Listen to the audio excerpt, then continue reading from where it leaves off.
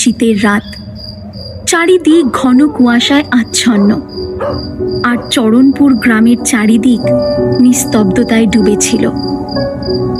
এরম নিস্তব্ধতা যেন সেই গ্রামে কোনো কাকপক্ষীরও বসবাস নেই।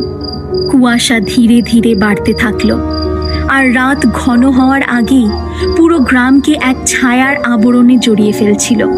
এই সব কিছুকে অবজ্ঞা করে শম্ভু নেশায় মত্ত হয়ে গ্রামের একটি কোণে পথের ধারে পড়েছিল।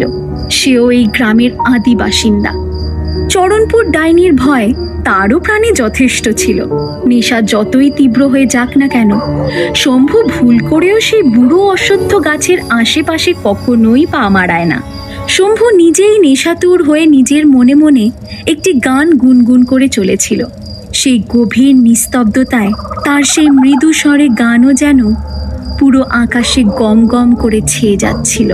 ঠিক সেই মুহূর্তে নিস্তব্ধতার জাল ছিঁড়ে হঠাৎ এক সাইকেলের আওয়াজ শুনতে পাওয়া গেল। তা শুনে শম্ভু নিজে মনে বিড়বিড় করে বলে উঠল, এই এত রাতে আমি ছাড়া কার এত সাহস হলো ঘর থেকে বের হওয়ার? আবার কিছু একটা ভেবে শম্ভু বলে উঠল, মনে হয় কেউ রাস্তা হারিয়ে ফেলেছে, নয়তো কেন কোনো গ্রামবাসী নিজের জীবনের ঝুঁকি নেবে?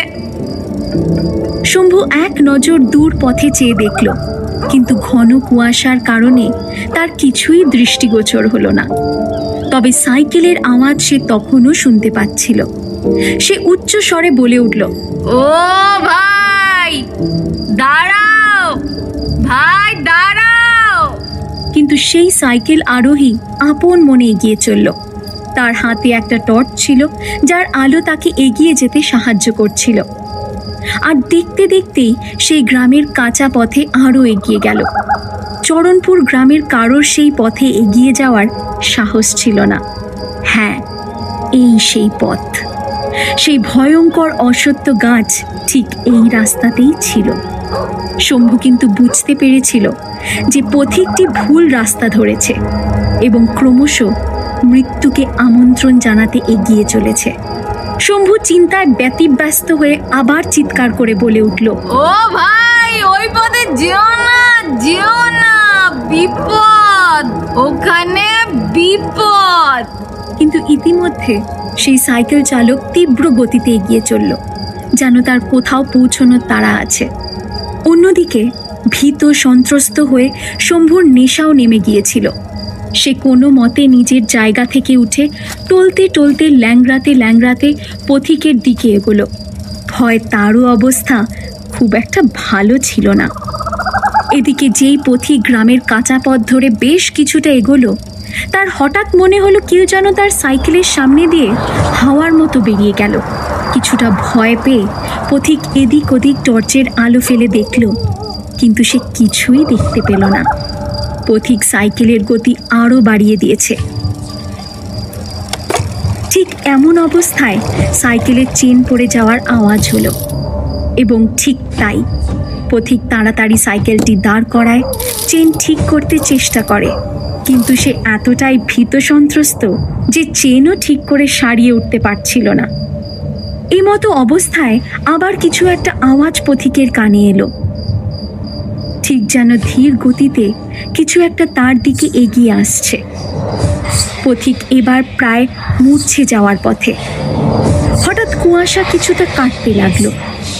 অবাক ব্যক্তি তৎক্ষণাৎ টর্চের আলো ফেলতেই সামনে এক ভয়ঙ্কর ছায়া, সেই প্রকাণ্ড বর্ষ পুরনো অশ্বত্থ গাছের ছায়া, যার শাখা প্রশাখা ভূমিস্তর অবধি বিস্তৃত ছিল।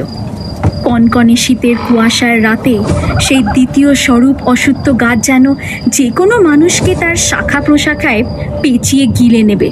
ভীত সন্ত্রস্ত ব্যক্তি ভয় কাঁপতে কাঁপতে ভগবানকে স্মরণ করতে লাগলো। হয়তো এই অশ্বত্থ গাছের রহস্যটি তার অবগত নয়, এবং সেই কারণেই সে এই মৃত্যুমুখী পথে নিজেকে বাড়ি ফিরবার শর্টকাট হিসেবে বেছে নিয়েছে। সে নিশ্চয়ই জানত না যে এই শর্টকাট তার জীবনের সবচেয়ে ভয়ঙ্কর পথ হতে চলেছে। কোনো মতে সাইকেলের চেন সারাতে সক্ষম ব্যক্তি দ্রুত গতিতে এগোতে যাবে, ঠিক এমন সময় তার কানের পাশে এক মিষ্টি স্বরে কেউ বলে উঠল, কোথায় যাচ্ছ? আওয়াজ শুনে পথিক আঁতকে উঠল এবং সাইকেলের ব্রেক চেপে ধরল। ঠিক অন্যদিকে শম্ভু কোনো মতে নিজেকে সামলে পথিকের পেছনে ছুটে চলেছে।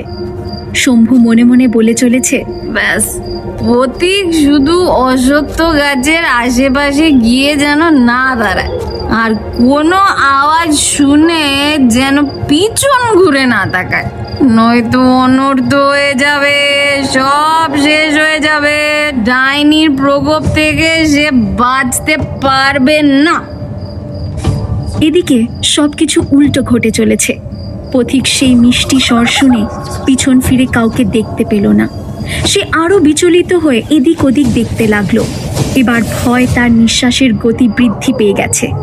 ঠিক তখন আবার সেই এক মিষ্টি স্বর, বিট্টু, আমার কথা তো শোনো। আর এইবার স্বর আরো বেশি লাস্যময়ী, মধুর, যে কেউকে পাগল করে দেবে এমন মিষ্টি গলা। নিজের নাম শুনে বিট্টু হতবম্ব, কারণ তার জানা মতে চরণপুর গ্রামের কারোরই তাকে চেনার কথা নয়, আর নাম জানা তো অনেক দূরের কথা। বিট্টু সেই আওয়াজের দিকে এগিয়ে গেল, আর এক দমকা হাওয়ায় সমস্ত কুয়াশা কেটে গেল। নিজের সামনের দৃশ্য দেখে লোকটির চোখের পলক পড়ে না এবং হৃদস্পন্দন বাড়তে থাকে, যেন সে কোনো অপ্সরা দেখছে। এক অপরূপা মায়াবী উজ্জ্বল লাল শাড়ি পরিহিত অপ্সরা দাঁড়িয়েছিল তার সামনে। তার কালো ঘন কোমর পর্যন্ত চুল যেন বিট্টুকে উন্মাদ করে দিচ্ছিল। ঘোমটায় ঢাকা তার চাঁদের মতো মুখ, কপালে লাল টিপ তাকে আরো মায়াময়ী করে তুলেছিল। তার অপূর্ব কালো মৃগ নয়নে ঘন কাজল তাকে আরো বেশি অপরূপা করে তুলছিল। বিট্টু তখনও বুঝে উঠতে পারছিল না এই মায়াবী সুন্দরী এত রাতে গ্রামের পথে একা দাঁড়িয়ে কি করছে, বা সে বিট্টুর নামই বা জানল কিভাবে। কিন্তু সেই অপ্সরার রূপের জৌলুস তখন এই সব প্রশ্নকে ছাপিয়ে যাচ্ছিল। বিট্টু মনে মনে এসব ভাবছে, ঠিক তখন ওপাশ থেকে মায়াবী গলায় আরো একবার উঠে এলো, বিট্টু, দেখো না কিভাবে যে আমার শাড়ির আঁচলটা এই গাছে আটকে গেছে, তুমি কি একটু বার করে দেবে? বিট্টু যেন তার রূপে মুগ্ধ, বাকরোহিত। সে শুধুই সেই মহিলার শাড়িতে আবৃত সৌন্দর্য দেখতে পাচ্ছিল, আর শুধুই তার উন্মাদ করা কালো কাজল চোখ, যাতে যে কারো ডুবে যেতে ইচ্ছা করবে। বিট্টু মগ্ন প্রেমিকের মতো তার দিকে এগিয়ে চলল সাহায্যের হাত বাড়িয়ে দিতে। সে ওই মহিলার বেশ কিছুটা কাছে এগোলো, আর ধীরে ধীরে ওই কাছ থেকে তার শাড়িকে ছাড়িয়ে দিতে লাগলো। এক মায়াবিনী সুন্দরীর এতটা কাছে থাকায় খুব স্বাভাবিকভাবেই তার হৃদস্পন্দন বেড়ে যাচ্ছিল। শাড়ি মুক্ত করার সাথে সাথেই সেই মহিলার পা কিছুটা ভারসাম্য হারায়। মহিলাটি পড়ে যাচ্ছিল। ঠিক এক অবস্থায় সুযোগের সদ্ব্যবহার করে বিট্টু তাকে জড়িয়ে ধরে নিল।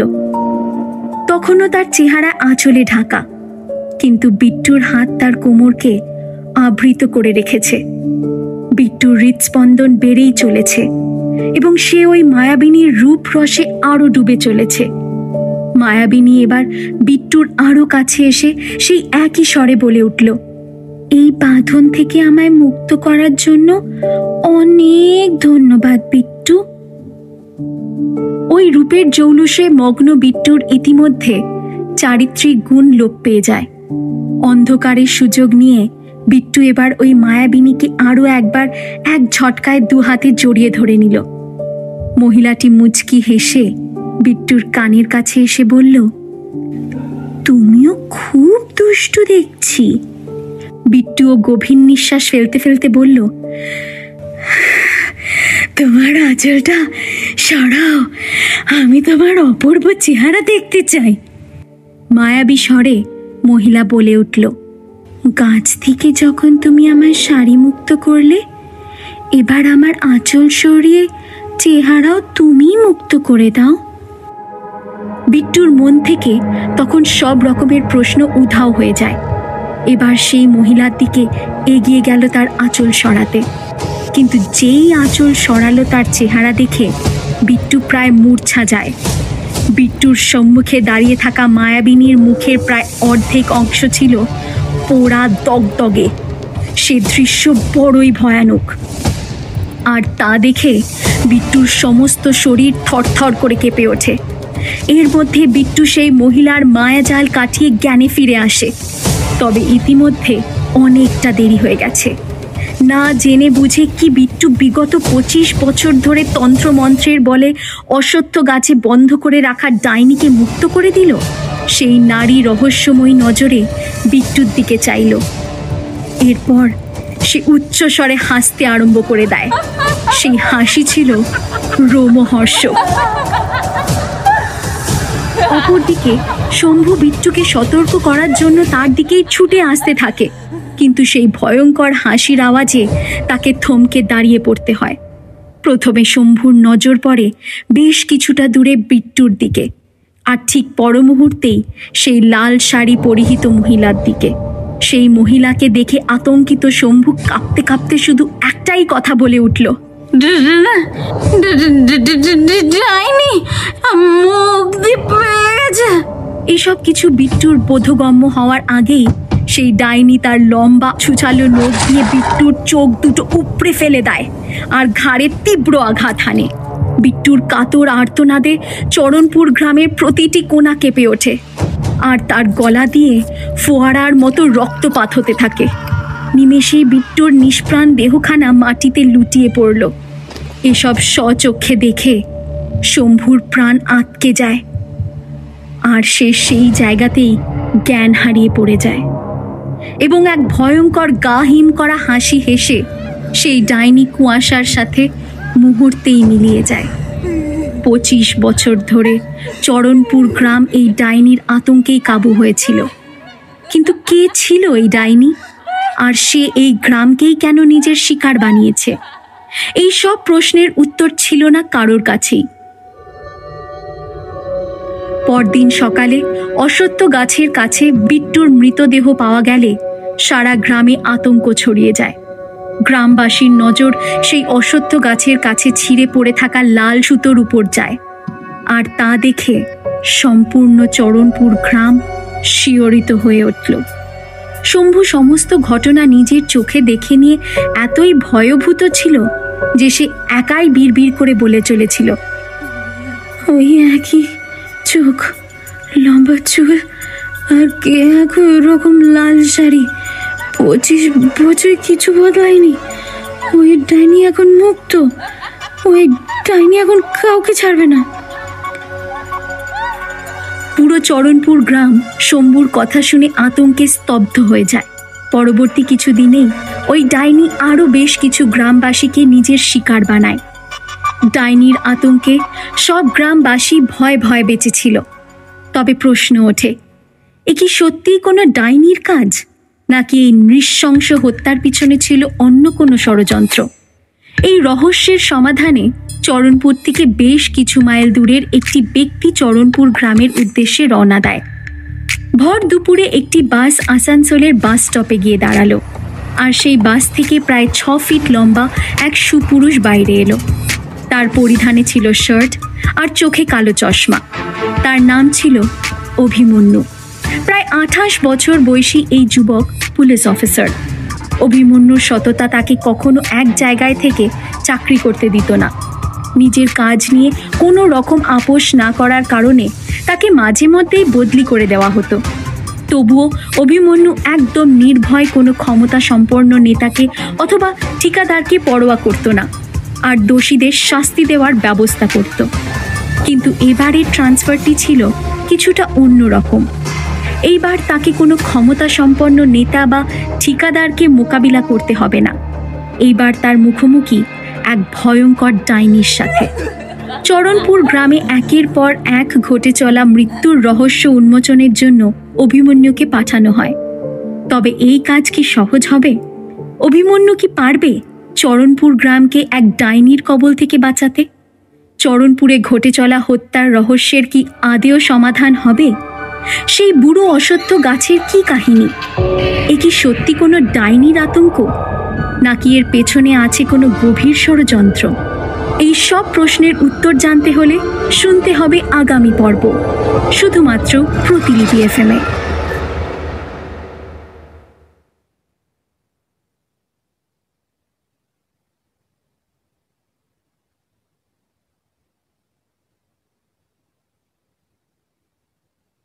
আপনারা শুনছেন চরণপুরের ডাইনির রোমহর্ষক কাহিনী, শুধুমাত্র প্রতিলিপি FM-এ। আসানসোল থেকে প্রায় 100 কিলোমিটার দূরে অবস্থিত চরণপুর গ্রামে রাত 9টার পর কেউ নিজের বাড়ির বাইরে যাওয়ার সাহস পেত না। আর এক প্রাচীন অসত্য গাছের আশেপাশে তো কেউ দিনের আলোতেও পা মারাত না, কারণ গ্রামে এক ডাইনির আতঙ্ক ছেয়েছিল। এক পথিক রাস্তা ভুল করে যখন সেই বুড়ো অসত্য গাছের কাছে পৌঁছায়, তখন তার কানে আসে এক মধুর গলার আওয়াজ, শুনুন। ওই দেখে ও দেখে তার সামনে দাঁড়িয়ে ছিল এক অপরূপ সুন্দরী মহিলা। পথিক সেই মহিলার সৌন্দর্যে উন্মাদ হয়ে পড়ে, তবে কিছুক্ষণেই সেই মহিলা পথিককে মৃত্যুর দোরগোড়ায় পৌঁছে দেয়। পরদিন সকালে সমস্ত গ্রামে শোরগোল পড়ে যায় যে ডাইনি মুক্তি পেয়ে গেছে। অন্যদিকে অভিমন্যু নামের এক সাহসী পুলিশ অফিসার এই সব হত্যার রহস্য সমাধানের জন্য চরণপুরের উদ্দেশ্যে রওনা দিয়েছিল। ভর দুপুরে আসানসোলের বাস স্ট্যান্ডে এসে থামে একটি বাস, আর সেই বাস থেকে প্রায় 6 ফিট লম্বা এক সুপুরুষ বাইরে এলো। তার পরনে ছিল একটি শার্ট আর চোখে কালো চশমা। তার নাম ছিল অভিমন্যু, প্রায় 28 বছর বয়সী এক যুবক পুলিশ অফিসার। বাস থেকে নেমে অভিমন্যু ভিড় ঠেলে ট্যাক্সি স্ট্যান্ড অবধি যায় এবং ট্যাক্সি চালকদের বলে তার গন্তব্য চরণপুর গ্রাম। তা শোনা মাত্র সমস্ত ট্যাক্সি চালকের চোখে মুখে ভয়ের ছাপ স্পষ্ট বোঝা যায় এবং তাকে নিয়ে যেতে কেউ তৈরি ছিল না। এই ঘটনায় অভিমন্যু সামান্য অবাক হয়। বেশ কিছুক্ষণ চেষ্টার পরে অভিমন্যু একজন নিরুপায় ট্যাক্সি চালককে রাজি করে তাকে চরণপুর অবধি পৌঁছে দিতে, তবে সে দ্বিগুণ ভাড়া দাবি করে। ট্যাক্সি চলতে শুরু করতে মৃদু ঠান্ডা হাওয়া মুখে এসে লাগলো এবং সারা দিনের ক্লান্তিতে অভিমন্যু সিটে মাথা এলিয়ে চোখ বুজে দেয়। তা বেশিক্ষণ স্থায়ী হয় না। হঠাৎই তার মোবাইলের রিংটোন বেজে উঠল এবং স্ক্রিনে সে দেখতে পেল তার কলিগ সুজয় তাকে ফোন করছে। অভিমন্যু ফোনটা তুলে নিয়ে মজা করে বলে উঠল, শালা, কখনো যদি একটু শান্তিতে ঘুমোতে দিতিস। অপর দিক থেকে সুজয় হেসে বলল, এমনিতেও তো চরণপুরে গিয়ে তোর রাতের ঘুম উড়েই যাবে। কর আরো রেট, তারপর এরমই অ্যাওয়ার্ড পাবি। ম্যাপে খুঁজে পাওয়া যায় না এরম জায়গাতে তোর ট্রান্সফার করে দিয়েছে। আর জোরে জোরে হাসতে লাগলো। অভিমন্যু প্রত্যুত্তরে বলল, আরো রেড করতে হলে তাও করব, তাতে আমাকে বারমুডা ট্রায়াঙ্গেলে পাঠালেও চলে যাব। অ্যাটলিস্ট আমি নিজের কাজ সৎভাবে তো করি, বাকি টিমের মতো ভয় পেয়ে বা কারো চাপে পড়ে তো করি না। সুজয় গম্ভীর হয়ে গেল মুহূর্তে, যেন অভিমন্যুর এই বাঁকা মন্তব্য আসলে তার উদ্দেশ্যেই ছিল। সে বলে উঠল, জানি লাস্ট 8 মাসে এটা তোর 6 ট্রান্সফার, কিন্তু ঠিক আছে, এবার চরণপুরেতে গিয়ে এমন কিছু করিস না যাতে আরেকটা বিপদ এসে উপস্থিত হয়। এমনিতেও শুনেছি এর আগে 6 জন মানা করে দিয়েছে ওখানে যেতে। গ্রামটা একটু অদ্ভুত কেমন একটা, আর মার্ডারগুলোর ধরনও সুবিধের না। জানি না রহস্যটা কি। আমি তো শুনেছিলাম ওখানে কোনো। সুজয়ের কথা সম্পূর্ণ হওয়ার আগেই অভিমন্যু তাকে থামিয়ে বলে উঠল, স্টপ ইট ইয়ার, এসব ডাইনি পেতনির কুসংস্কারের কথা তুই কিভাবে বিশ্বাস করিস? আর এমনিতেও আমার চরণপুর হিস্ট্রি জিওগ্রাফি নিয়ে বিন্দুমাত্র আগ্রহ নেই। আমি শুধু ওই খুনগুলোর সমাধান করতে যাচ্ছি। অভিমন্যুর মুখে ডাইনির কথা কানে শুনে ড্রাইভারের কান বেয়ে এক ফোঁটা ঘাম গড়িয়ে পড়ল। তার চোখে ভয় পরিষ্কার দেখা গেল। নিমেষেই ড্রাইভারের মুখ রক্তশূন্য হয়ে যায়। এদিকে সুজয় বলল, অল দ্য বেস্ট ভাই, আর বাই চান্স যদি ডাইনির হাত থেকে বেঁচে যাস তাহলে জলদি দেখা হবে। এই বলে সুজয় হেসে এবং বাই বলে ফোন রেখে দেয়, আর অভিমন্যুও পুনরায় সিটে মাথা এলিয়ে ঘুমে ঢলে পড়ে। ট্যাক্সি ধীরে ধীরে চরণপুরের দিকে এগিয়ে চলে এবং কিছুক্ষণের মধ্যে রাস্তার পাথরগুলিও যেন বলে ওঠে, চরণপুর গ্রাম আপনারই অপেক্ষায়। সাধারণত গন্তব্যে পৌঁছে মানুষ খুশি হয়ে থাকে, কিন্তু এই গাড়ির ড্রাইভারকে দেখে তার ঠিক বিপরীত খেয়াল আসছিল, যেন সে কোনো অশনি সংকেত পেয়েছে। ড্রাইভারের মাথা থেকে টপটপ পড়া ঘাম তার ভেতরের বুক কাঁপানো ভয়কে প্রমাণ করছিল। আর ঠিক সেই মুহূর্তেই গাড়ির কাছে হঠাৎ উড়ে এসে পড়ল একটি লাল ওড়না। পর মুহূর্তেই এক তীব্র আওয়াজ হয় এবং বিচলিত ড্রাইভার হয়ে পড়ে বেসামাল। আর ভারসাম্য হারিয়ে গাড়িটি গিয়ে ধাক্কা খায় সামনের একটি ছোট্ট গাছে। আর এই ধাক্কার আওয়াজ এবং ঝাঁকুনিতে অভিমন্যু ধর পড়িয়ে জেগে ওঠে। সে বিচলিত হয়ে জানলার বাইরে তাকায় আর দেখে রাত হয়ে এসেছে। ড্রাইভারের দিকে তাকিয়ে সে জিজ্ঞেস করে, এটা কি হলো? ড্রাইভারের শরীর ভয়, আতঙ্কে এবং দুশ্চিন্তায় যেন বরফে পরিণত হয়েছে। সে কাঁপতে কাঁপতে বলে, স্যার, কোথা থেকে একটি লাল ওড়না এসে গেল আর টায়ারও পাঞ্চার হয়ে গেল। আর তার কথা শেষ হওয়ার আগেই তার গলার স্বর বুঝে এলো। অভিমন্যু জানলার বাইরে এক পলক দেখে জিজ্ঞেস করলো, আমরা কোথায় এখন? এটা কোন জায়গা? ড্রাইভার উত্তর দেয়, আমরা চরণপুর গ্রামে পৌঁছে গেছি স্যার।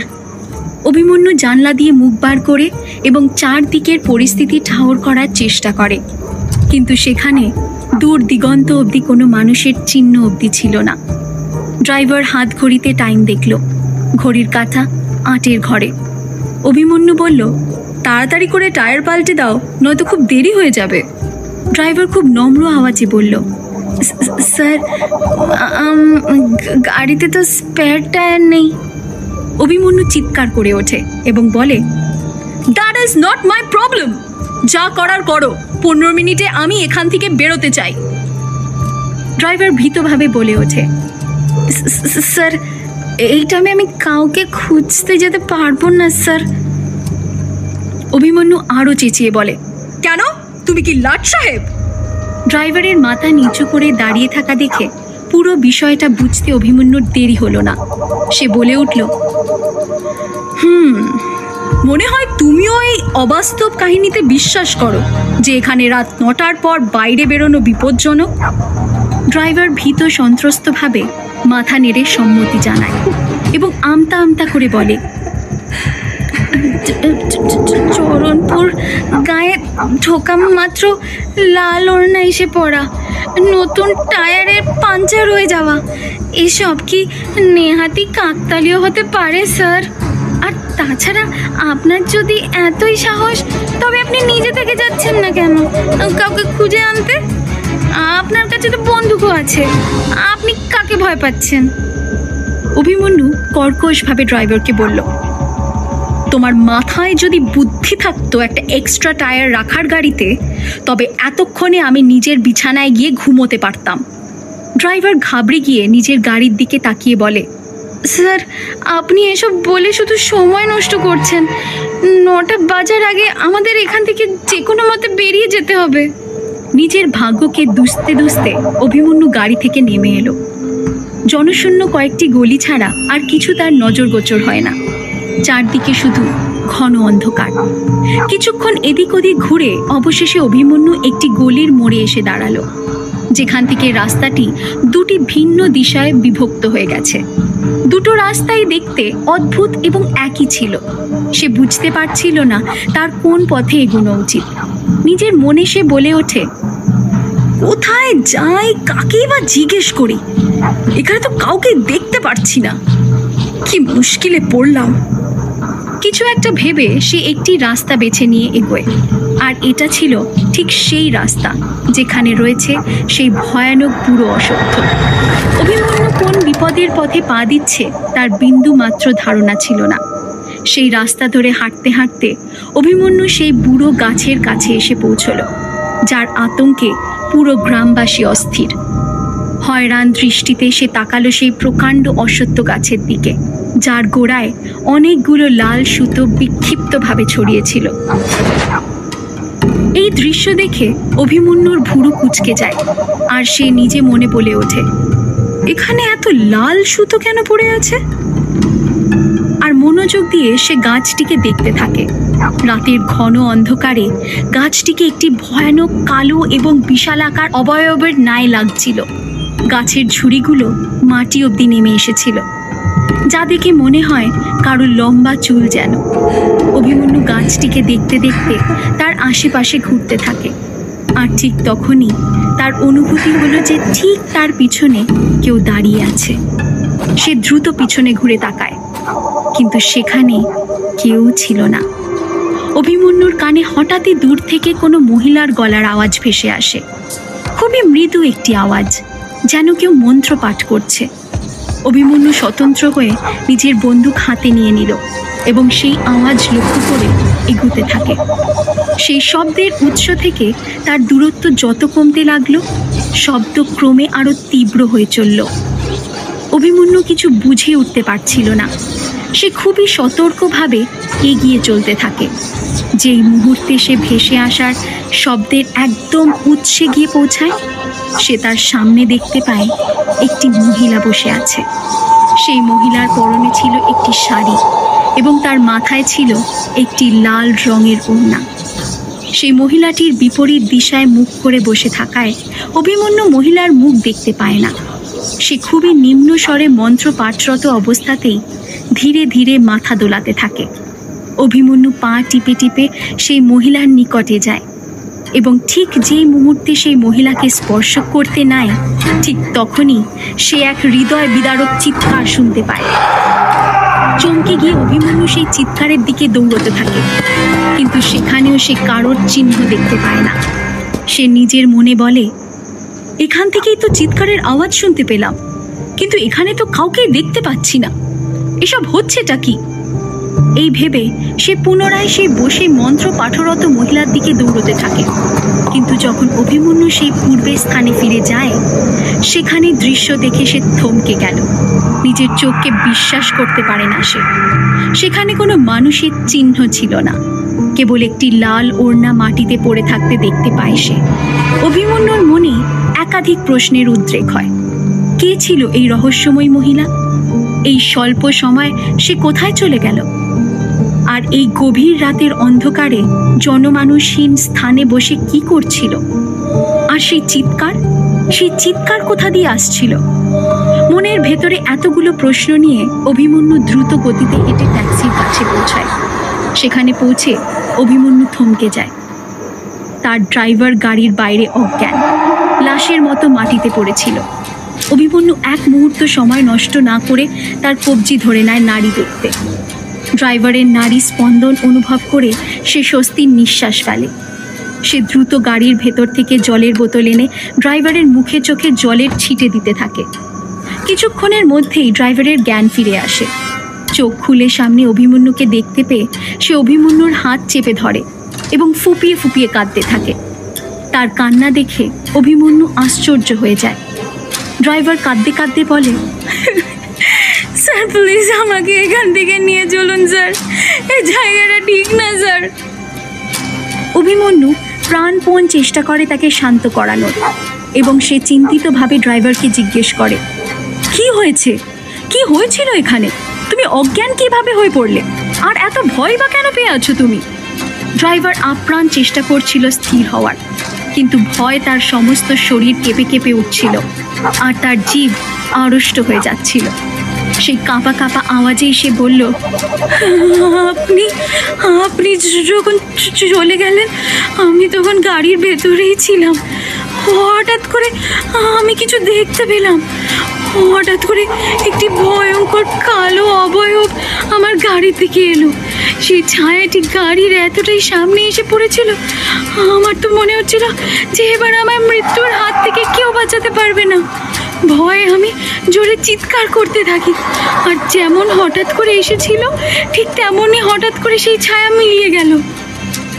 এই কথা শুনে অভিমন্যু স্তব্ধ হয়ে গেল।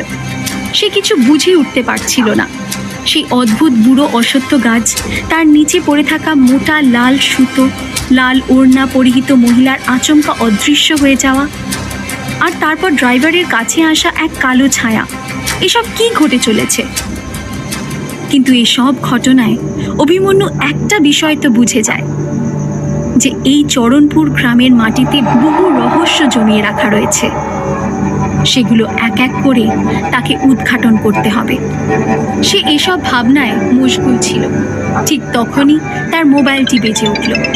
মোবাইলের স্ক্রিনে টি.আই. অনিমেষ সোমের নাম জলজল করে উঠল। 50 বছর বয়সী অনিমেষ সোম চরণপুর থানার বড়বাবু ছিলেন। পুলিশের চাকরি থেকে বেশি মানুষের সমস্যা সমাধানেই ওনার বেশি আগ্রহ ছিল। অভিমন্যু চটজলদি ফোনটি রিসিভ করলো এবং বলল, জয় হিন্দ স্যার, আপনি আমাকে কোথায় এনে ফেললেন?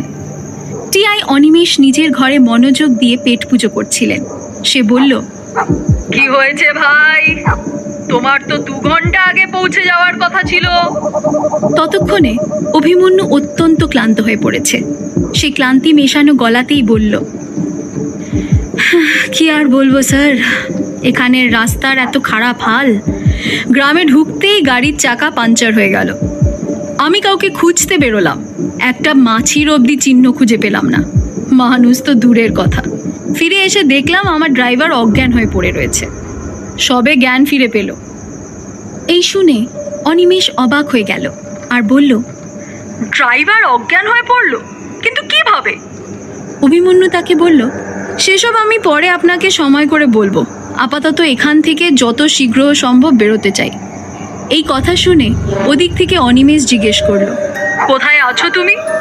অভিমন্যু একবার নিজের চারপাশ দেখে নিল আর ভাবতে লাগলো যে কি করে বোঝায় সে কোথায় আছে। তখন সে দূরে সেই রাস্তার মোড় দেখতে পেল, যার মধ্যেই একটি রাস্তা সেই বুড়ো অসত্যের দিশায় চলে গেছে। সে বলে উঠল, স্যার, আমি এই একটা রাস্তার মোড়ের সামনে আছি, যেখান থেকে একটা রাস্তা চলে গেছে ওই অদ্ভুত অসত্য গাছ অবধি। সেই বুড়ো গাছের নাম শুনে টি.আই. অনিমেষ যেন শ্বাসরুদ্ধ হয়ে গেল। তার খাবারের গ্রাস গলা অবধি না পৌঁছে মাঝপথেই আটকে গেল। সেটি উগরে ফেলে অনিমেষ বলল, তুমি ওই গাছেরও দর্শন করে ফেলেছো? অভিমন্যুর এই কথাটি শুনতে ঠিক লাগলো না। সে একটু বিরক্তি প্রকাশ করে বলে ওঠে, আপনিও পারেন স্যার, আমি এখানে বিপদে ফেসে আছি আর আপনি মশকরা করছেন।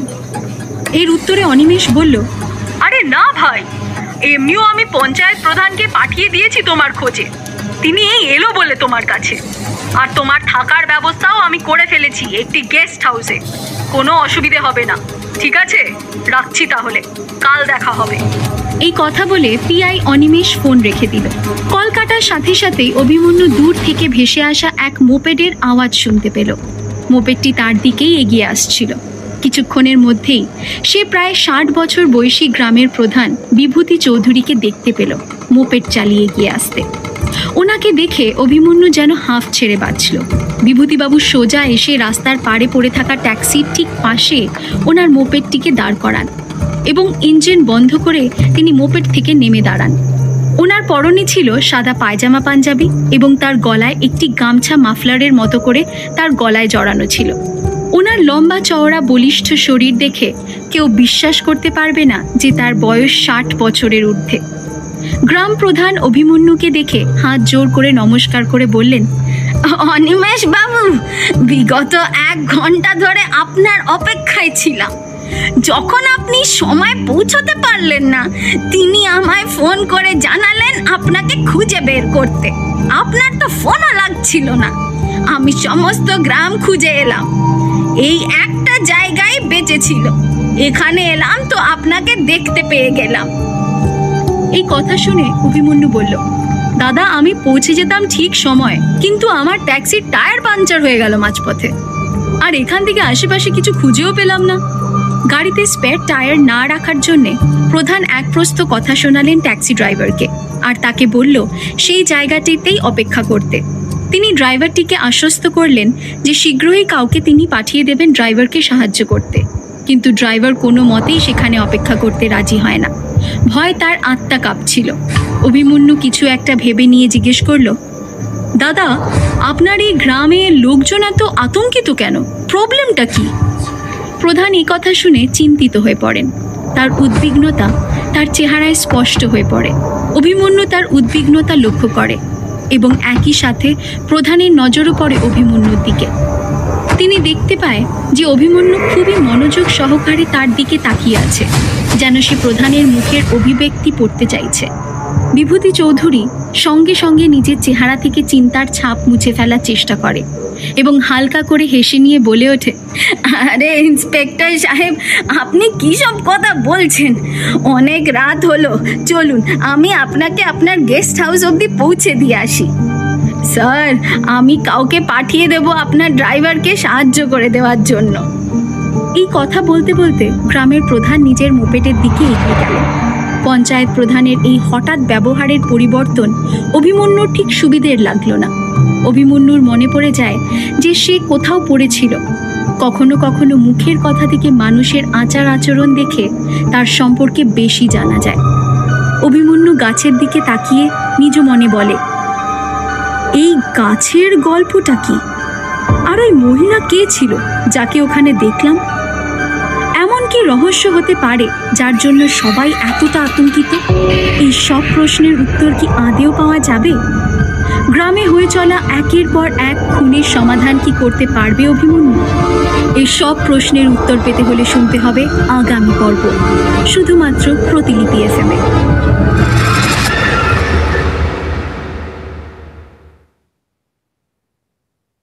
আপনারা শুনছেন চরণপুরের ডাইনির রোমহর্ষক কাহিনী, শুধুমাত্র প্রতিলিপি FM-এ। সাহায্যের খোঁজে অভিমন্যু হাঁটতে হাঁটতে গিয়ে পৌঁছায় সেই প্রকাণ্ড বুড়ো অশ্বত্থ গাছের কাছে।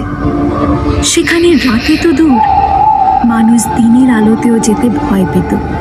সেখানে তার মোকাবিলা হয় এক রহস্যময়ী মহিলার সাথে। সে মহিলার কাছে পৌঁছতেই তার কানে ভেসে আসে এক তারস্বরে চিৎকার।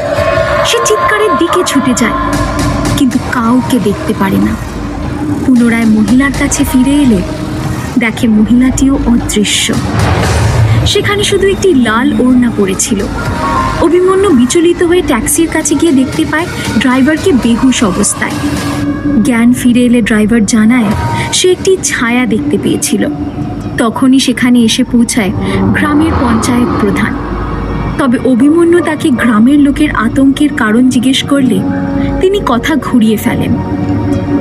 অভিমন্যু ভাবনায় পড়ে যায়, কিন্তু সেই মুহূর্তে বিভূতিবাবুর সাথে যাওয়াই বুদ্ধিমত্তার পরিচয় হবে বলে তার মনে হয়। সে ড্রাইভারকে আশ্বাস দিয়ে সেখানেই প্রতীক্ষা করতে বলে। নিরুপায় দেখে ড্রাইভার গাড়িটি চারদিক থেকে লক করে তার ভেতরে বসে রইল। অভিমন্যু নিজের ব্যাগ তুলে নিয়ে বিভূতিবাবুর পেছনে রওনা দেয়। মোপেড চরণপুর গ্রামের ঠিক মাঝখান দিয়ে এগিয়ে চলতে থাকে। গ্রামের চারপাশে এক অদ্ভুত নীরবতা ছেয়ে আছে। দু একটি বাড়ি থেকে আসা টিম টিম আলো বাদ দিয়ে বাকি সমস্ত গ্রাম অন্ধকারে ডুবে রয়েছে। অভিমন্যুর চোখ ঘুরছিল পুরো গ্রামের চারদিকে। সে লক্ষ্য করল যে চরণপুর গ্রাম আয়তনে বেশি বড় নয়। বড় জোর 40 থেকে 50টি বাড়ি আছে এই গ্রামে। আর সেসব বাড়ির বাসিন্দাদের মিলিয়ে গ্রামের জনসংখ্যাও খুবই সীমিত। গ্রামে প্রধানের দাপট চলে এক লম্বা সময় ধরে। বিভূতি চৌধুরী চরণপুরের পঞ্চায়েত প্রধান রয়ে গেছেন। কিছুক্ষণ চলার পর তারা একটি সুন্দর বড় আকারের বাড়ির সামনে এসে দাঁড়ালো, যার একটি ঘরে আলো জ্বলতে দেখা গেল। প্রধান ও অভিমন্যু মোপেড থেকে নেমে এলো এবং বাড়ির দিকে হেঁটে চলল। গ্রামের বাকি বাড়ির তুলনায় এই বাড়ির অবস্থা যথেষ্ট উন্নত ছিল। বাড়িটির হাল দেখে অভিমন্যু স্বস্তির নিঃশ্বাস ফেলে এবং আপন মনেই বলে ওঠে, বাপরে, থ্যাংক গড, অ্যাটলিস্ট একটা তো বাড়ি আছে থাকার মতো এই গ্রামে। বিভূতিবাবু যেন তার মনের কথা পড়ে ফেললেন। তিনি বললেন, চিন্তা করবেন না ইন্সপেক্টর সাহেব, ভালো জায়গায় থাকার ব্যবস্থা করেছি আমি আপনার। এখানে দিদিমণি থাকেন। পাশের গেস্ট রুমটাই আপনার জন্য বরাদ্দ করা হয়েছে। আসুন আসুন। যেই মুহূর্তে পঞ্চায়েত প্রধান বাড়ির প্রকাণ্ড লোহার দরজার কাছে এসে দাঁড়ায়, লোডশেডিংয়ে পুরো বাড়িতে অন্ধকার নেমে আসে। নিমেষেই চারিদিক ঘন অন্ধকারে ডুবে যায়। অভিমন্যু ওনার ঠিক পিছনে দাঁড়িয়ে থাকে। প্রধান দরজায় জোরে জোরে কড়া নাড়তে নাড়তে চেঁচিয়ে ওঠে, দিদিমণি, শুনছেন দিদিমণি? পর মুহূর্তেই ভেতর থেকে এক মহিলার আওয়াজ ভেসে আসে। আসছি।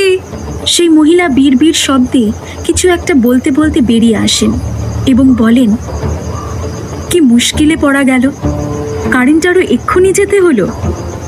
সে কোনো প্রকারে গেটের দিকে পা বাড়ায়। এদিকে দিদিমণির আসার শব্দ পেয়ে পঞ্চায়েত প্রধান নিজের মোবাইলের টর্চ জ্বালায় তাকে আলো দেখাতে। দিদিমণি গেট খুলে দেয় এবং তার মুখে আলো পড়ার পূর্বেই সে নিজের মুখের সামনে হাত এনে মুখ ঢেকে ফেলে। সে বলে ওঠে, বিভূতিবাবু, এই টর্চটা বন্ধ করুন, নাহলে পোকা চলে আসবে, আজকাল খুব বিরক্ত করছে। এই আওয়াজ অভিমন্যুর কানে আসতেই সে চমকে ওঠে। সে তড়িৎ বেগে দিদিমণির দিকে চোখ ফেলে, কিন্তু ততক্ষণে বিভূতিবাবু নিজের টর্চ বন্ধ করে ফেলেছে। অতঃপর অভিমন্যু আর দিদিমণির মুখ দেখা হলো না। তবে কোনো এক অজানা কারণে দিদিমণির গলার স্বর শুনে অভিমন্যুর মনে এক অদ্ভুত শিহরণ জেগে উঠল। কোনো এক অজানা কারণে তার হৃদয় বিচলিত হয়ে পড়ল, যেন সেই আওয়াজের সাথে সেই মহিলার সাথে তার কোনো পুরনো সম্পর্ক রয়েছে। সেই আওয়াজটি অভিমন্যুর বড়ই পরিচিত মনে হয়, কিন্তু সে কিছুতেই মনে করে উঠতে পারে না যে এই আওয়াজ সে আগে কোথায় শুনে থাকতে পারে। ঠিক তখনই তার ভাবনায় ব্যাঘাত ঘটিয়ে প্রধান বলে উঠল, দিদিমণি, আমি ইন্সপেক্টর সাহেবকে নিয়ে এলাম, ইনি গেস্ট হাউসেই থাকবেন। এই শুনে দিদিমণিটি বললে, আচ্ছা, ইনি সেই পুলিশ অফিসার যার কথা আপনি বলছিলেন আমায়? অভিমন্যু চিন্তায় মগ্ন অবস্থায় ছিল। তার দিকে মুখ ফিরিয়ে দিদিমণি বলে ওঠে, গেস্ট রুমটা আমি খালি করে পরিষ্কার করে দিয়েছি, আজকে রাতের খাবারও তৈরি আছে, আপনার ঘরেই রাখা আছে, কিন্তু কাল থেকে সমস্ত কিছু নিজেই ম্যানেজ করতে হবে, ঠিক আছে তো? অভিমন্যুর নীরবতা লক্ষ্য করে বিভূতিবাবু হেসে ওঠে এবং বলে, কি হলো, কি চিন্তায় পড়ে গেলেন? রান্না বান্না আসে না বুঝি আপনার? এই কথা শুনে অভিমন্যু একটু লজ্জা হয় আর বলে, হ্যাঁ, একটু আধটু করে নিতে পারি, অসুবিধা হবে না কোনো রকম। ম্যাম, আপনি এত কিছু করলেন তার জন্য আপনাকে অনেক ধন্যবাদ। এবার দিদিমণিও অভিমন্যুর আওয়াজ শুনে চমকে যায়। তারও ঠিক একই অনুভূতি হলো, যেন এই গলার আওয়াজ সে আগে কোথাও শুনেছে, কিন্তু অন্ধকার থাকার দরুন দুজনের কেউই অপরের চেহারা দেখতে পারে না। অভিমন্যু বলে, আচ্ছা, এই লাইটটা কখন আসবে? প্রধান হেসে বলে, ইন্সপেক্টর সাহেব এখানে